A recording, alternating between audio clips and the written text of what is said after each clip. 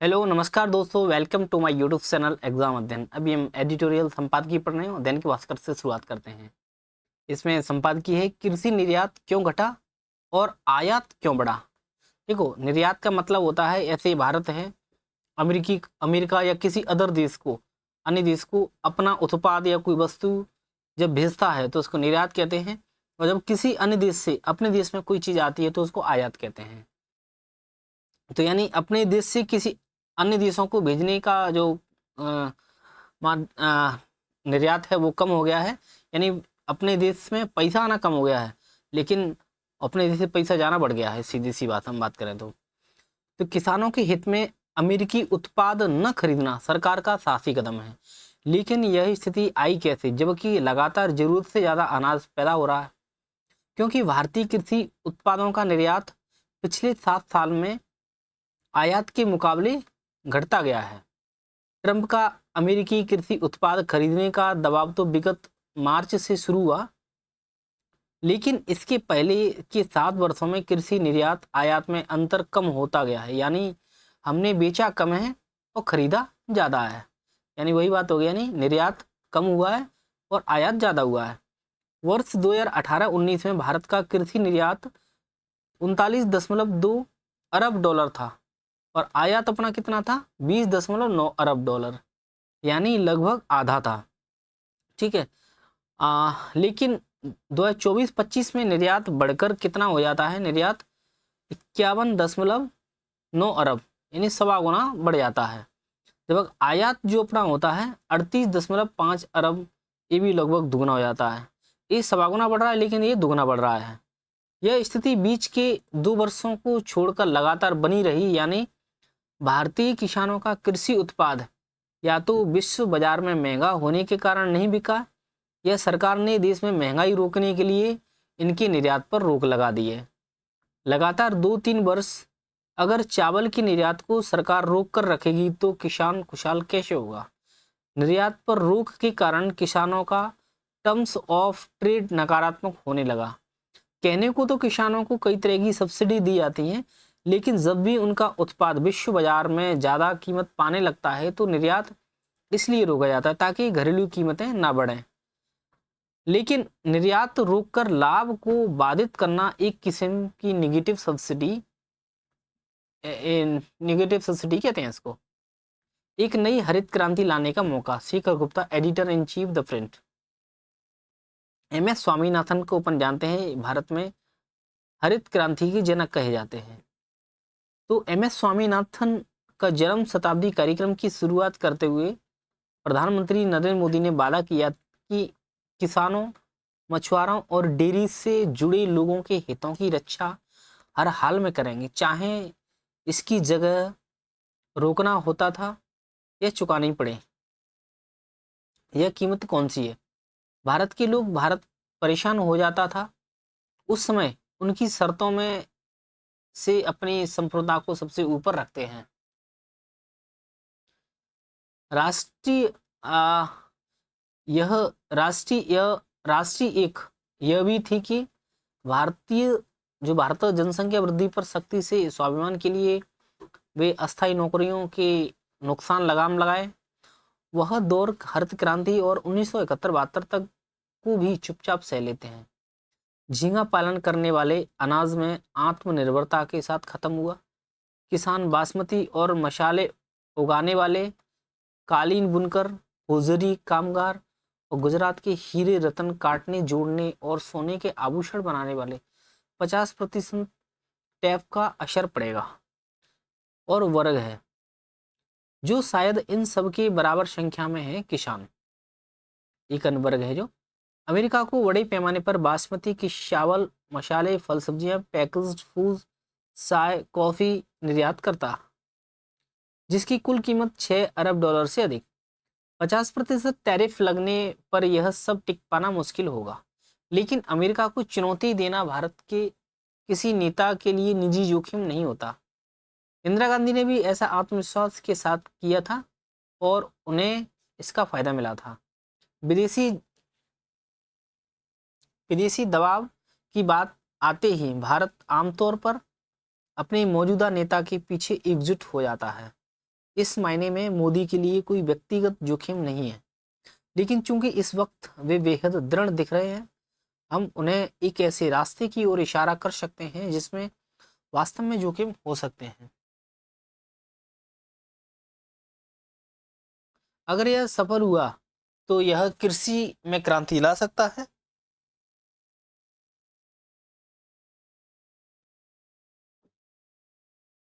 Hello.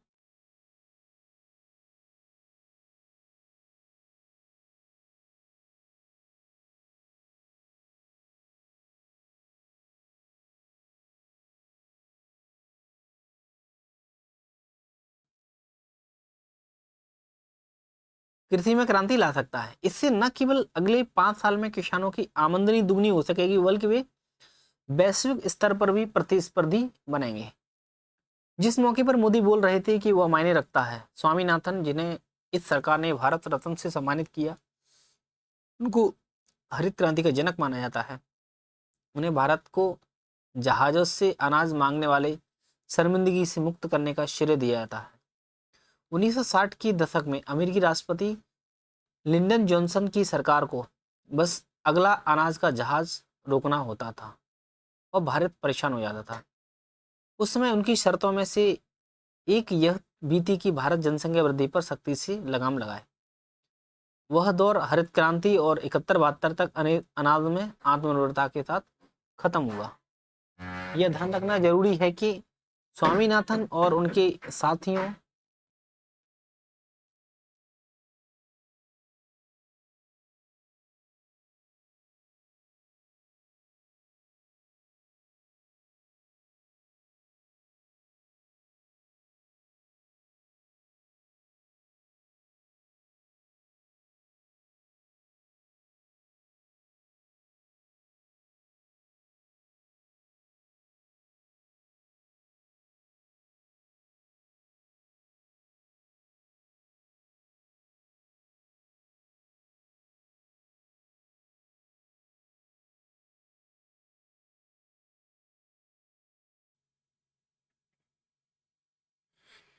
यह ध्यान रखना जरूरी है कि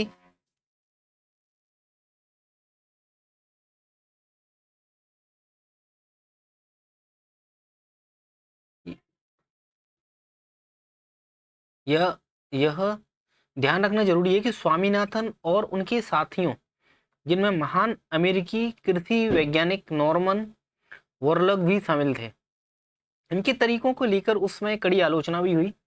सबसे ज्यादा विरोध करने वालों में एक्टिविस्ट और कम्युनिस्ट थे। उस दौर में हाइब्रिड बीजों को लेकर बहुत डर था और यह शंका भी थी कि कोई भी मशीनीकरण सिर्फ बड़े किसानों का फायदेमंद होगा। इस वजह से स्वामीनाथन के नेतृत्व में सुधारकों के समूह ने पहले खेत परीक्षण छोटे किसानों के साथ शुरू किए। 1966 में इंदिरा गांधी सरकार की 1800 टन हाइब्रिड बीज मूल्य उस टाइम पे 5 करोड़ मूल्य था। प्रदर्शन के लिए मंगाने की अनुमति देना कितना मुश्किल था, पर इंदिरा ने हिम्मत दिखाई। और जोखिम यह था कि नई बीज कोई खतरनाक रोग लाग सकते हैं या प्रयोग पूरी तरह असफल हो सकता है, लेकिन इंदिरा ने जोखिम लिया और इनाम मिला, भारत को भूख और अपमान से मुक्ति। जंग के समय जोखिम उठाना मजबूरी है, लेकिन सबसे साहसी नेता वे होते हैं जो शांति के समय भी जोखिम चुनते हैं। इसके लिए एक ठोस कारण, एक धक्का चाहिए। 1991 में नरसिंह राव और मनमोहन सिंह के लिए यह कारण था भुगतान संकट, बैलेंस पेमेंट, है ना। तो 1999 में वाजपेयी के लिए कारण बना पोखरण परमाणु परीक्षण के बाद लगे प्रतिबंध। पिछले 20 साल में हमें वैसा कोई बड़ा संकट नहीं झेलना पड़ा। पिछले 25 साल की तेज विकास दर ने हमें लापरवाही बना दिया है। जानकार और विशेषज्ञ लंबे समय से मैन्युफैक्चरिंग, बुनियादी ढांचा, व्यापार की शर्तें, टैरिफ घटाने जैसे कई जरूरी सुधारों की बात कर रहे हैं। हर सुधार कठिन है, खासकर हमारे प्रशासनिक ढांचे में। लेकिन जैसे पहले संकटों ने भारत में उद्योग, वित्त, प्रतिस्पर्धा और तकनीक में बड़े सुधार लाए हैं, वैसे ही क्यों ना इस मौके का इस्तेमाल कृषि सुधारों के लिए किया जाए। सच कहें तो हरित क्रांति के बाद से भारतीय कृषि दूसरे गियर में ही चल रही है। आखिरी बड़ा कृषि सुधार वाजपेयी सरकार ने 2002 में किया था, जब उन्होंने जीएम कपास के बीज को मंजूरी दी, जबकि उनके स्वदेशी समर्थकों का जोरदार विरोध था। पोखरण 2 के बाद वे पहले ही जय जवान जय किसान जय विज्ञान तक बढ़ा चुके थे। 2002 से 2003 से 2013-14 के बीच यानी 10 साल के बीच में कपास का उत्पादन 1.36 करोड़ गांठ से बढ़कर के 3.98 करोड़ गांठ हो गया। गांठ का मतलब ये कपास वगैरह होता है ना, जूट वगैरह, इनको गांठ में अपन मापते हैं, ऐसे किलोग्राम में नहीं। इसका मतलब 170 किलोग्राम के समथिंग एक गांठ होती है। तो 1.36 करोड़ गांठ से बढ़कर के 3.98 गांठ हो गए, यानी 193% की छलांग प्रति हेक्टेयर उत्पादन 302 किलो से बढ़कर के 506 किलोग्राम हो गया है।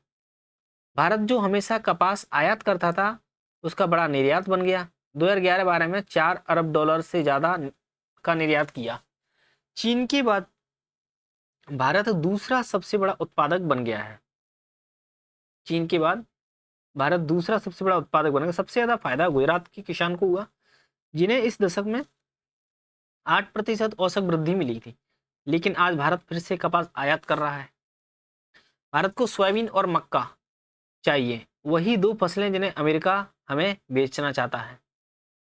हमें इनकी कमी क्यों है? सबसे बड़ा कारण है विज्ञान का डर। आज हम अनाज में आत्मनिर्भर हैं, लेकिन फिर भी लगभग 24 अरब डॉलर का खाद्य तेल और दालें आयात करते हैं। इसके अलावा लगभग 10 अरब डॉलर की उर्वरक भी आयात करते हैं। हम 332 मिलियन टन अनाज पैदा करते हैं और चीन 706 मिलियन टन पैदा करता है। खेती जीडीपी में लगभग 16% योगदान देती है, लेकिन हमारे 50% से ज्यादा मतदाता इससे जुड़े हैं। ट्रंप की टैरिफ नीति भारत के लिए एक नई हरित क्रांति लाने का मौका है। लोकतंत्र पर अब नए तरह के खतरे सामने आने लगे हैं। प्रियदर्शन लेखक और पत्रकार हैं, ये क्या कहते हैं? ट्रंप के वक्तव्यों और फैसलों से दुनिया हैरान है। इतिहास में ऐसा कोई नेता याद नहीं आता जिसने इतनी ढिठाई से नोबेल सम्मान की मांग भी की हो, जिसने लगातार सेखी भरे बयान दिए हों और उनसे हो जो लगभग ब्लैकमेलिंग की भाषा में दूसरे देशों को धमकाने की कोशिश करता हो। सवाल यह कि ट्रंप अमेरिका के राष्ट्रपति कैसे बन गए, वो भी दूसरी बार। इसे सवाल का जवाब उनकी पहली बार चुने जाने के समय। हाँ,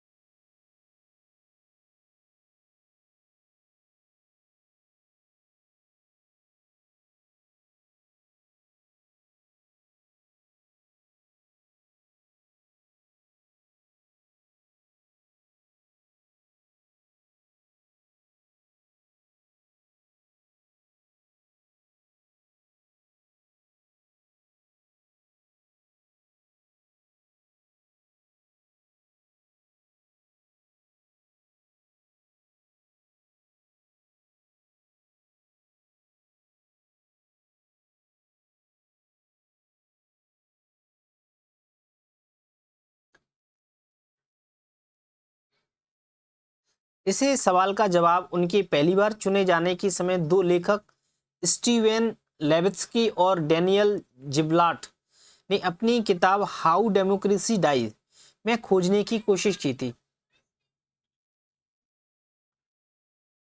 इस किताब में अमेरिकी लोकतंत्र और संविधान में गेट कीपिंग के इंतजामों की नाकामी पर विचार किया गया था। किताब बताती है कि अब लोकतंत्र को फौजी बूटों और संगीनों से नहीं, बल्कि बिल्कुल लोकतांत्रिक तरीकों से कुचला जाता है।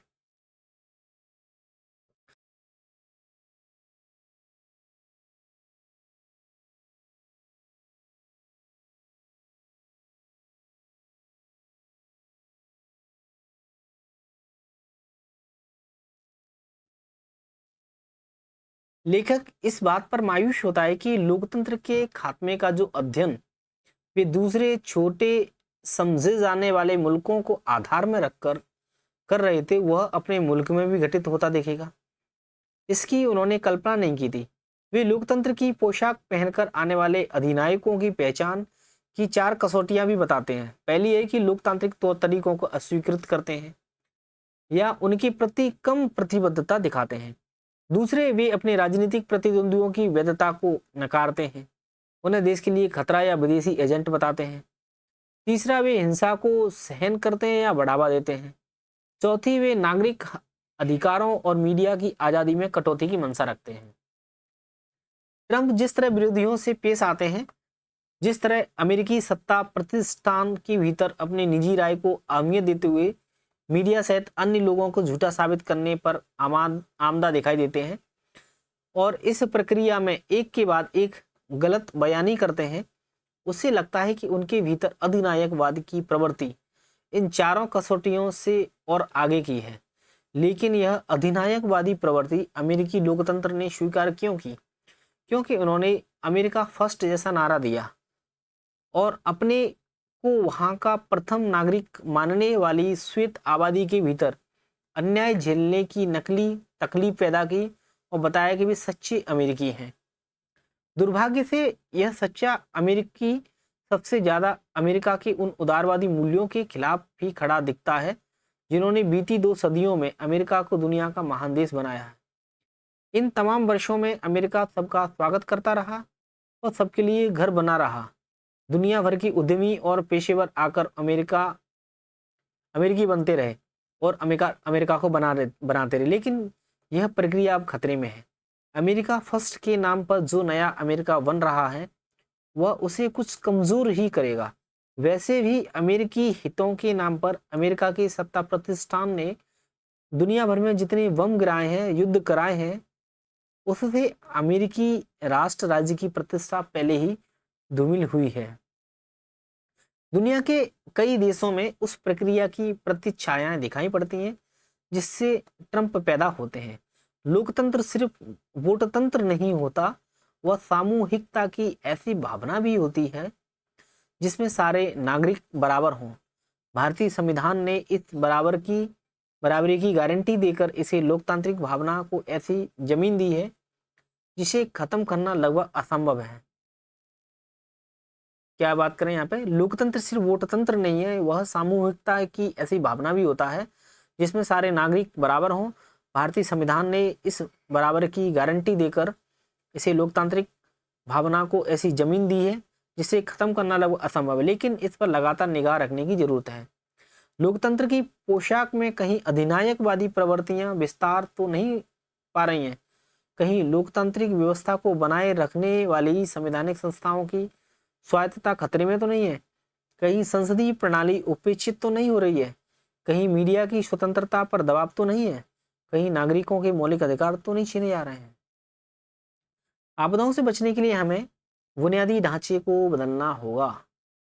अनिल जोशी पद्मश्री से सम्मानित पर्यावरणविद हैं। हमने बिन पानी सब सून जैसी कहावतें तो गढ़ी, लेकिन जल प्रबंधन को कभी प्राथमिकता नहीं दी। हमने हवा, मिट्टी, जंगल, पानी यानी प्रकृति के हर संसाधन को नजरअंदाज किया और आज ये सारे तत्व हमारे ही विरुद्ध खड़े हो गए हैं। इसके लिए हम ही जिम्मेदार हैं।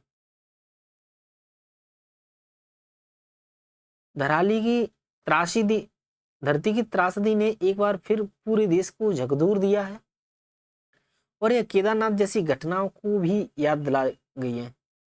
धराली की जो घटना थी, अभी हताहतों की संख्या स्पष्ट नहीं है क्योंकि पीड़ितों में स्थानीय निवासी भी थे और यात्री भी। एक क्षण में सब कुछ समाप्त हो गया, धराली उजड़ गया, जीवन शून्य हो गया।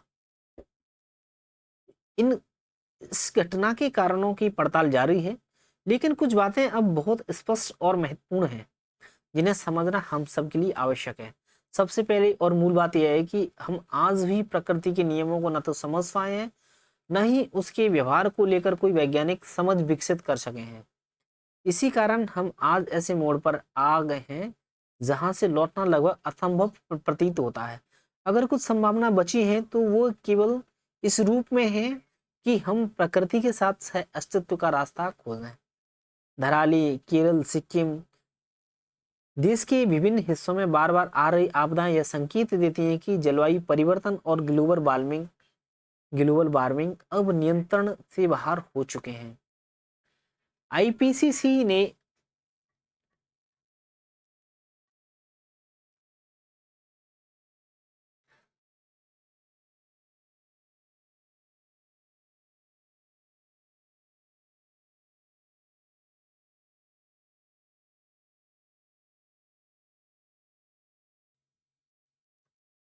आईपीसीसी ने जो इंटरनेशनल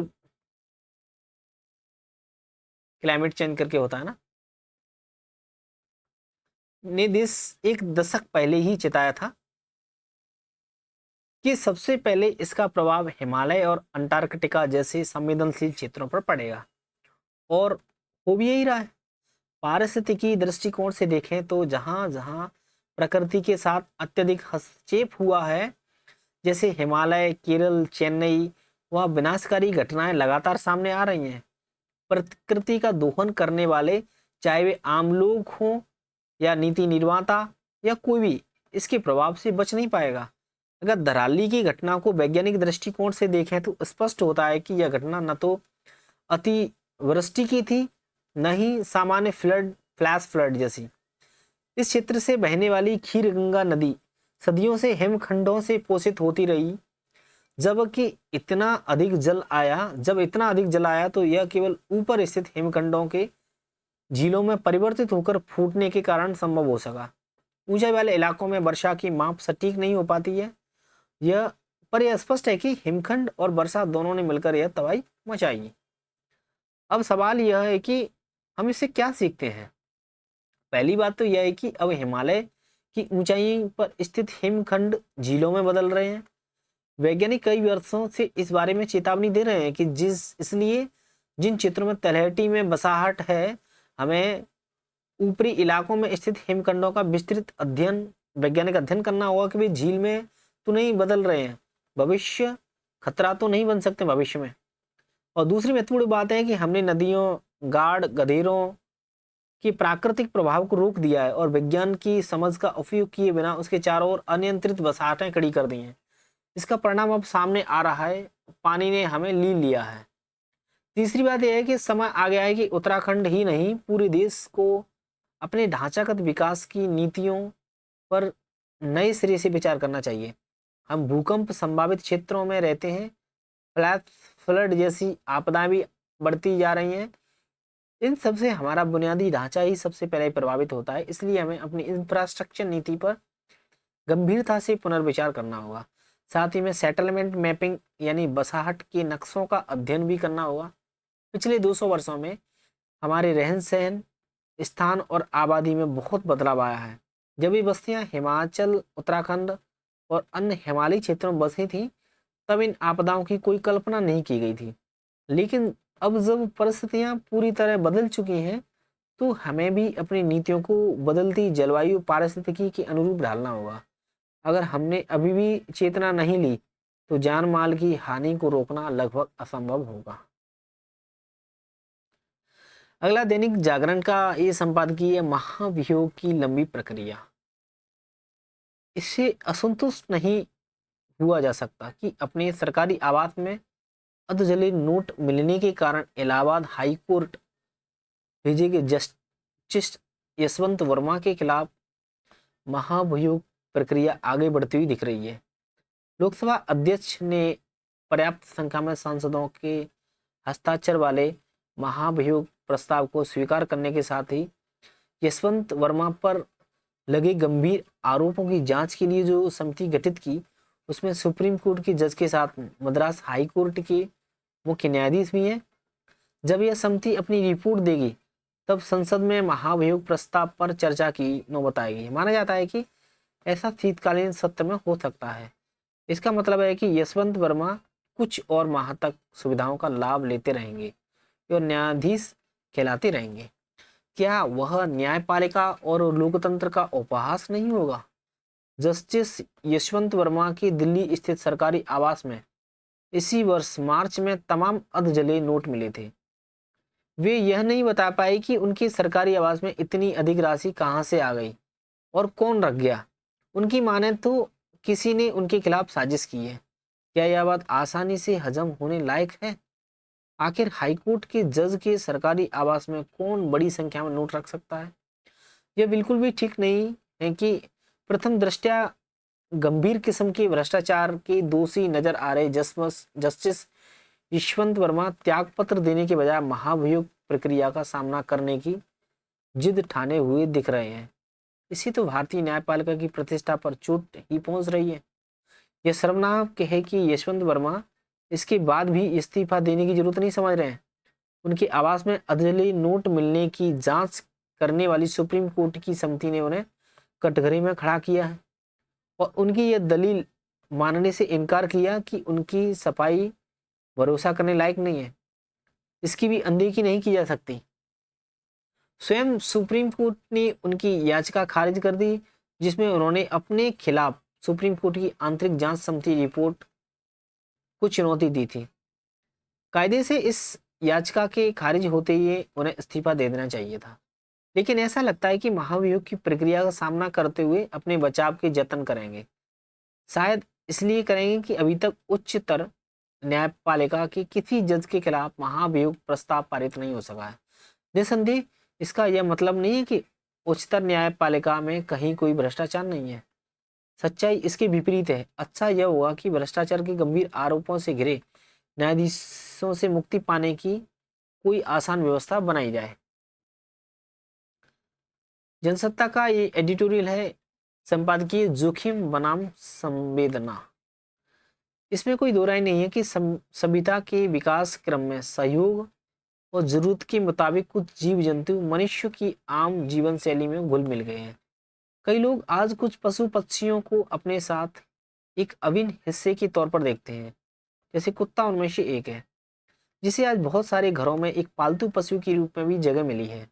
वहीं सड़कों गलियों में घूमते हुए तमाम आवारा कुत्ते भी होते हैं, जो हमेशा तो नुकसान नहीं पहुंचाते हैं, लेकिन हाल ही के कुछ वर्षों में ऐसी घटनाएं तेजी से बढ़ोतरी हुई हैं, जिसमें उनकी वजह से खासतौर पर बच्चों और बुजुर्गों के सामने जोखिम पैदा हुआ है। देश के अलग अलग हिस्सों से अक्सर ऐसी खबरें आती रहती हैं, जिनमें घर के बाहर गली या चौराहे पर रहने वाले कुत्तों ने किसी बच्चे या बुजुर्ग को नोच खाया या मार डाला है। इसके अलावा कुत्तों के काटने से होने वाले रेबीज के संक्रमण के मामले भी तेजी से बढ़ोतरी हुई है। शायद ऐसी घटनाओं में खासी बढ़ोतरी को देखते हुए सुप्रीम कोर्ट ने इस मसले पर स्वतः संज्ञान लिया और एक अहम आदेश जारी किया है। शीर्ष अदालत ने कुत्ते के काटने और रेबीज की बढ़ती घटनाओं पर चिंता जताते हुए कहा कि 8 हफ्तों के भीतर दिल्ली और जो एनसीआर वाला क्षेत्र है, वहां पर सड़कों के सभी कुत्तों को, आवारा कुत्तों को हटाया जाए, उन्हें कुत्तों के लिए बने आश्रय गृहों में रखा जाए। निश्चित रूप से अदालत इस आदेश के पीछे आवारा कुत्तों से उपजी समस्या की दिनों दिन गंभीर शकल अख्तियार करते जाना और इंसानी जीवन के सामने बढ़ते जोखिम के प्रति ये चिंता है। मगर इस आदेश के साथ ही समाज में इस बात पर बहस खड़ी होगी कि कुत्तों के प्रति दया भाव रखने वाले समाज में ज्यादा सख्त होना कितना उचित है। पशुओं या किसी जीव के प्रति संवेदनशील होना एक सहज मानवीय गुण है। यह भी समझा जा सकता है कि इंसानी बस्तियों के विस्तार के साथ साथ जीव जंतुओं के पर्यावास के क्षेत्र जैसे जैसे सिकुड़ते गए हैं, वैसे वैसे दूसरे पशुओं और पक्षियों का सहजीवन बाधित हुआ है। ऐसे में आवारा कुत्तों के स्वभाव में भी बदलाव आया है, उनके भीतर आक्रामकता की बढ़ी है। इस स्थिति का खामियाजा सीधे तौर पर आम लोगों को उठाना पड़ा है।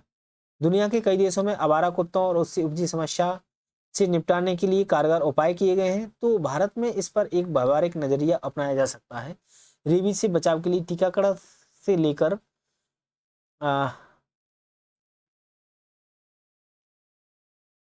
वंध्याकरण और कुत्तों के अनुकूल उचित माहौल की आश्रय गृह बनाकर कुछ हद तक इस समस्या से पार पाने की कोशिश की जा सकती है। दरअसल समस्या को स्वीकार करना और उसका हल निकालने की शुरुआत है। सरकार ने इसी साल 1 अप्रैल को लोकसभा में बताया कि पिछले वर्ष देश भर में कुत्तों को काटने से करीब 37,15,000 सामने मामले सामने आए थे। अकेले दिल्ली में पिछले वर्ष रेबीज से 54 मौतें दर्ज की गई थी। देश भर में रेबीज से हर वर्ष 18 से 20 हजार मौतें होती हैं। पशुओं से प्यार के बरबस आवारा कुत्तों की वजह से उपजा जोखिम एक ऐसी हकीकत है जिसमें यह सोचना जरूरी लगता है कि संवेदना का दायरा कितना विस्तृत है। होता कि न तो कुत्तों के प्रति इंसानी समाज को क्रूरता करने की जरूरत पड़े, न ही कुत्तों की वजह से बच्चे, बुजुर्ग या अन्य इंसानी जान को खतरा पैदा हो। राष्ट्रीय सहारा कुत्तों आवारा कुत्तों की शामत, यही सेम एडिटोरियल है। दिल्ली एनसीआर में आवारा कुत्तों की शामत आ गई है। अब वो शहरों की गलियों से मुक्त विचरण नहीं कर पाएंगे, उन्हें आश्रय स्थलों में रहना होगा। सुप्रीम कोर्ट ने सोमवार को अधिकारियों को सख्त निर्देश दिया कि दिल्ली एनसीआर के इलाकों में सभी आवारा कुत्तों को उठाएं और आश्रय स्थलों में रखें। न्यायालय ने अधिकारियों को चेताया कि कुत्ते आश्रय स्थलों से किसी भी सूरत में सड़कों पर वापस नहीं आने चाहिए। जाहिर है कि यह काम आराम से करना संभव नहीं होगा। अधिकारी अदालत की कोप से बचने को अभियान चलाएंगे। इस अभियान में आवारा कुत्तों को पकड़ने और उठाने के लिए जो तरीके अपनाए जाएंगे उससे पशु प्रेमी ही नहीं, कुत्तों से घृणा करने वालों को भी विचलित हो सकते हैं। आवारा कुत्तों की समस्या को बेहद गंभीर मानते हुए कोर्ट पीठ ने चेतावनी दी कि यदि कोई व्यक्ति या संगठन आवारा कुत्तों को उठाने के काम में बाधा डालेगा तो उसके खिलाफ भी अवमानना की कार्रवाई होगी। कोर्ट ने आवारा कुत्तों को के काटने से रेबीज के फैलने के खतरे की आशंका पर 28 जुलाई को स्वतः संज्ञान लिया और मामले की सुनवाई करते हुए बेहद सख्त रुख अपनाया। पीठ ने पूछा कि क्या पशु कार्यकर्ता और कथित पशु प्रेमी उन बच्चों को वापस ला पाएंगे जो रेबीज के शिकार हो गए थे। शीर्ष अदालत ने दिल्ली सरकार ही नहीं, गुरुग्राम, नोएडा और गाजियाबाद के नगर निकायों को भी आवारा कुत्तों को पकड़कर आश्रय स्थलों में रखने को कहा है। कोर्ट ने आवारा कुत्तों के लिए बनाए जाने वाले आश्रय स्थलों में पर्याप्त कर्मचारी हों और उनकी नसबंदी और टीकाकरण के साथ साथ उनकी देखभाल भी करें। इन केंद्रों पर सीसीटीवी निगरानी हो ताकि सुनिश्चित हो कि कोई कुत्ता छूटने न पाए और बाहर न ले जाया जाए। कोर्ट ने फिलहाल 5000 कुत्तों के लिए 6 से 8 हफ्तों में आश्रय स्थल बनाने और उन्हें क्रमिक रूप से बढ़ाने का सुझाव दिया है। कुत्तों की धरपकड़ शुरू करने को कहा है और कुत्ते के काटने की सूचना के लिए हेल्पलाइन बनाने और शिकायत पर 4 घंटे के भीतर काटने वाले कुत्ते को पकड़ने का निर्देश दिया गया है। आश्रय स्थलों को समाधान मान लेना भी उचित नहीं है। लगता है गाय, सांड जैसे पशु गौशाला के बावजूद मुक्त घूमते और भूख से बेहाल कूड़े पर मुंह मारते दिख जाते हैं। ऐसे में भूखे और बीमार कुत्ते को कौन पूछेगा। अगला है हिंदुस्तान का ये एडिटोरियल है, बड़ बोले मुनीर। देखो, पाकिस्तानी सेना अध्यक्ष हैं जनरल आसिम मुनीर की बयानबाजी ने उनकी हताशा की ध्वनि होती है, वरना अमेरिका सरजमीन पर खड़े होकर वह भारत के भविष्य की किसी भी जंग में परमाणु युद्ध छेड़ने या फिर भारतीय उद्योगपति या उद्योग को निशाना बनाने की बचकानी बातें नहीं करते।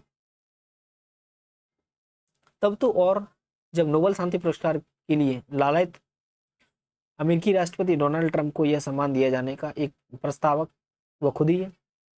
बहरहाल भारतीय विदेश मंत्रालय ने उचित ही मुनीर की इस दुस्साहस का करारा जवाब दिया और उन्हें याद दिलाया कि परमाणु युद्ध के भयावह दोहन को भारत बहुत पहले झटक चुका है।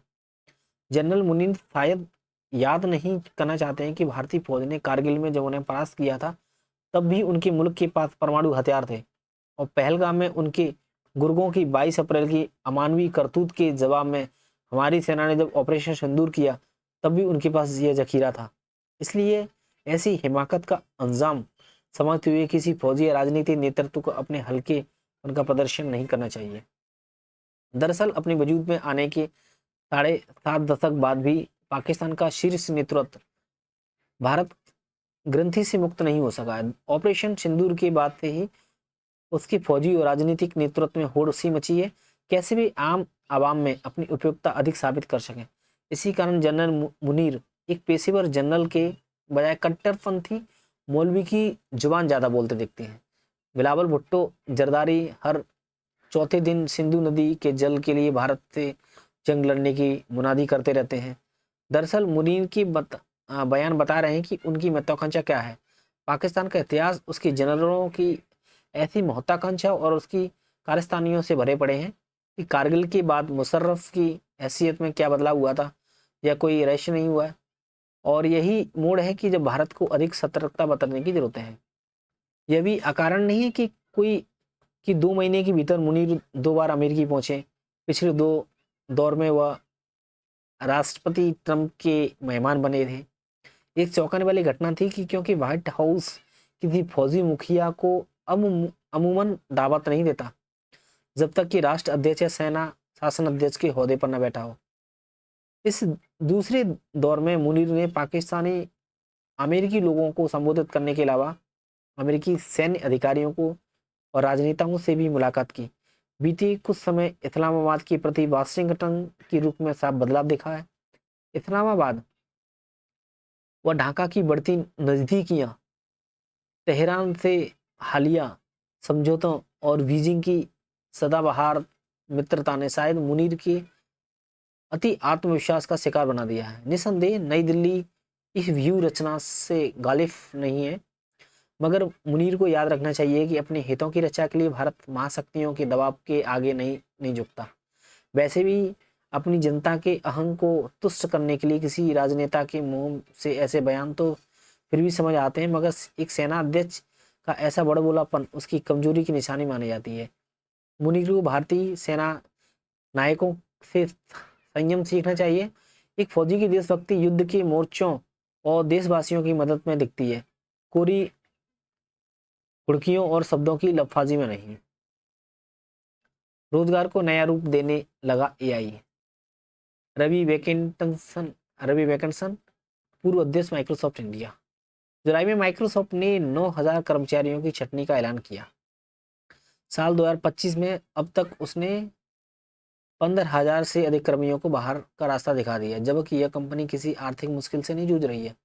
उसने अभी भी घोषणा की है कि उसे $27.2 अरब की शुद्ध तिमाही कमाई हुई है और उसके शेयरों की कीमत $500 प्रति शेयर से ऊपर पहुंच गई है। लिहाजा यह सवाल स्वाभाविक है कि वो हजारों लोगों की छटनी क्यों कर रही है। इसका जवाब डरावना है। दरअसल माइक्रोसॉफ्ट की यह छटनी किसी आर्थिक सुस्ती का संकेत नहीं है, बल्कि जो आर्टिफिशियल इंटेलिजेंस है, कृत्रिम बुद्धिमत्ता के युग में काम काज का तरीका बदल रहा है, जिसके कारण संसाधनों को नए सिरे से बांटा जा रहा है। छटनी इसी का नतीजा है। यह खतरे की पूर्व चेतावनी है और संकेत यही है कि एआई के कारण विशेष रूप से ज्ञान संबंधी कामकाज की दुनिया बड़े पैमाने पर बदलने वाली है। इसके नेतार्थ तकनीकी दिग्गजों के लिए उतने ही महत्वपूर्ण है जितने शिक्षकों, उद्यमियों और नीति निर्माताओं के लिए। माइक्रोसॉफ्ट ने अब तक एआई से जुड़ी बुनियादी ढांचों के निर्माण में $80 अरब से अधिक का निवेश किया है। गिटहब, कोपायलट जैसे सहायक उपकरण अब इसकी 30% से अधिक कोड लिखने लगे हैं। यानी एआई पहले से ही उन कामों को करने लगा है जिसे पहले इंसान किया करते थे। यह शुरुआत हुई है उच्च शिक्षित इंजीनियरों से। हालांकि गेमिंग स्टूडियो, कानून टीमों, बिक्री विभागों, मार्केटिंग तक में रोजगार छिन जाने लगे हैं। कई अच्छी रचनात्मक योजनाओं को चुपचाप ठंडे बस्ते में डाल दिया गया है। जैसे परफेक्ट डार्क वीडियो गेम की अगली सीरीज कुछ स्टूडियो का आपस में विलय कर दिया गया है, जो बताता है संगठन कार्यबल भी इससे अछूते नहीं है। साफ ये है कि वह लागत घटाने की कोई अस्थायी कवायद नहीं है, बल्कि कार्यबल को रणनीतिक रूप से गढ़ने का प्रयास है। बड़े संगठनों के लिए सॉफ्टवेयर बनाने और क्लाउड इंफ्रास्ट्रक्चर मुहैया कराने में केंद्रीय भूमिका निभाने वाले माइक्रोसॉफ्ट व्यावसायिक भावना और तकनीकी रुझानों को लेकर हमेशा से नई सोच सामने रखती है, इसलिए वहाँ छटनी होती है। और तो वह अक्सर अर्थव्यवस्था में बड़े बदलाव का पूर्वाभास होता है। ताज़ा घटनाक्रम में भी यह चेतावनी अंती है कि एआई सिर्फ रोजगार बढ़ाने का साधन नहीं, बल्कि ये पूरे रोजगार परिदृश्य को ही बदलने का जा रहा है। अमेजन, गूगल, मेटा, सेल्सफोर्स और कई कंपनियों ने भी बड़ी कटौती की, जिनमें से कुछ ने तो सीधे सीधे इसका ठीकरा एआई पर फोड़ा है। यहाँ तक कि पारंपरिक रूप से सुरक्षित माने जाने वाले दफ्तरी कामकाज भी तेजी से सुरक्षित होते जा रहे हैं।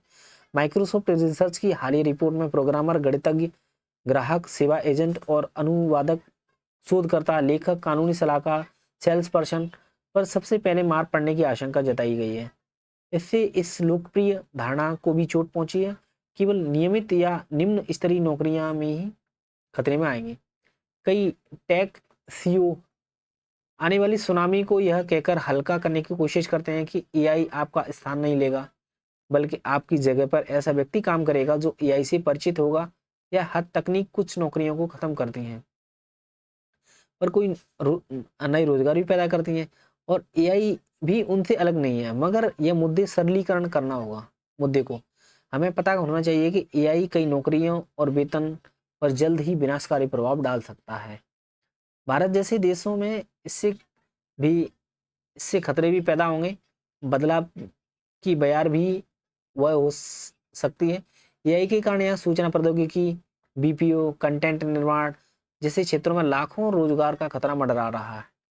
क्योंकि ये क्षेत्र आर्थिक विकास के इंजन रहे हैं, इसलिए यदि हम सक्रिय नहीं हुए और हमारी तरक्की को एआई प्रभावित कर सकता है। मगर दूसरी तरफ एआई में शिक्षा, स्वास्थ्य सेवा, कृषि और सार्वजनिक सेवा जैसे क्षेत्रों में नए समाधान खोजने की जरूरत है।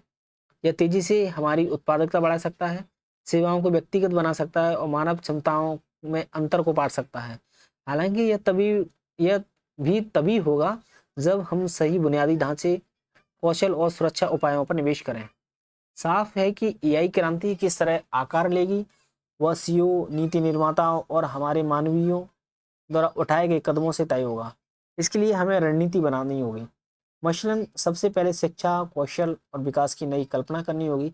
हमें पारंपरिक डिग्री आधारित शिक्षा से आगे बढ़ना होगा और टिकाऊ, लचीला, तकनीकी सक्षम कौशल विकास अपनाना होगा। बुनियादी डिजिटल साक्षरता, डाटा प्रभाव आदि को प्राथमिकता देनी होगी। दूसरा, लोगों में उद्यमिता बढ़ानी होगी। ऑटोमेशन के कारण यदि औपचारिक रोजगार कम हो रहे हैं, तो हमें लाखों लोगों के लिए ऐसी परिस्थितियां बनानी होगी कि वे स्वरोजगार, सूक्ष्म उद्योगों की ओर बढ़ सकें। आज के समय में उद्यमशीलता करियर विकल्प नहीं है, बल्कि जीवन जीने का एक कौशल है। तीसरा, समावेश एआई रणनीति बनानी होगी। एआई को केवल अमीरों के लिए तैयार नहीं किया जाना चाहिए, बल्कि इसका दायरा बढ़ाकर किसानों, स्वास्थ्य कार्यकर्ताओं, शिक्षकों, छोटे कारोबारियों और अनौपचारिक श्रमों को तक करना होगा। भारत इसमें दुनिया का नेतृत्व कर सकता है।